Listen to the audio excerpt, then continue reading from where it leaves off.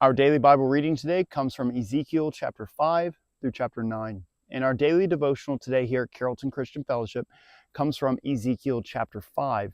With Ezekiel chapter 5, this picks up from and this carries over from our reading yesterday in Ezekiel chapter 4. And if we remember yesterday in our reading, Ezekiel chapter 4, God gave Ezekiel 3 prophetic demonstrations of the coming judgment upon Judah, upon the kingdom there who was left over and who was running off and going off into their sin. In Ezekiel chapter 5, verses 1 through 10, we see that the Lord gives a fourth prophetic demonstration.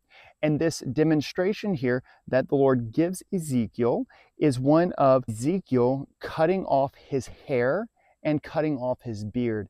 And for Ezekiel as a priest, this would be something that was forbidden and was not allowed.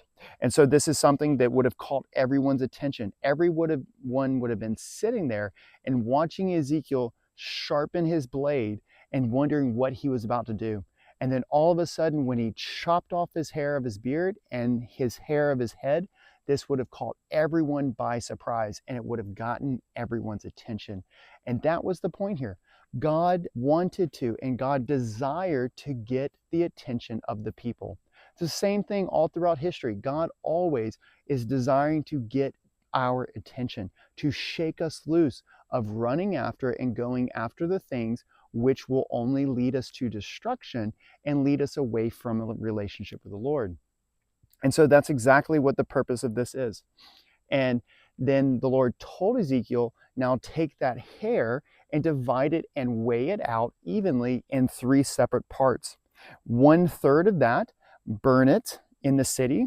1/3 of that, chop it up finely, continue to chop it up by sword. And 1/3 of that, just let it carry away in the wind.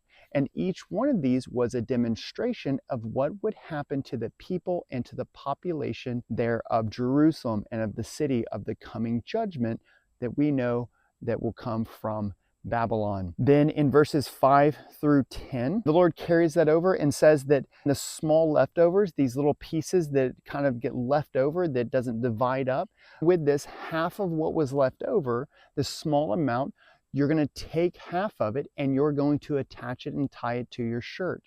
The other half, you're going to thoroughly burn it. And this represented and this spoke of the small, very small remnant left of the city that will be left over and that will be left in Jerusalem, in the city, after the final third hauling away of the kingdom into Babylon. And so that is what would happen to them. They would be bound and the other half would be burned. This remnant, this is what they had to look forward to because they continue to go after things that were not the Lord. Then in verses 5 through 10, we see a promise of severe judgment.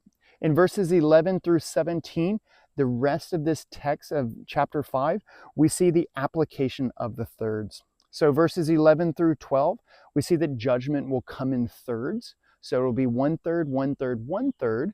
1/3 that will be burned in the city, 1/3 that will perish by the sword, and 1/3 that will be blown away like chaff and that will be carried away.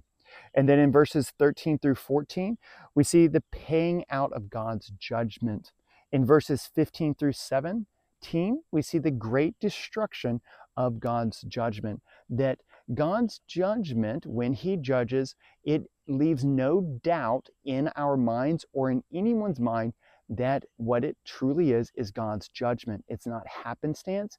It's not just something that just kind of happened, but it is complete understanding that there is judgment from the Lord because of willful and deliberate disobedience to God's character and to God's word. So I hope that this can be a great encouragement for us.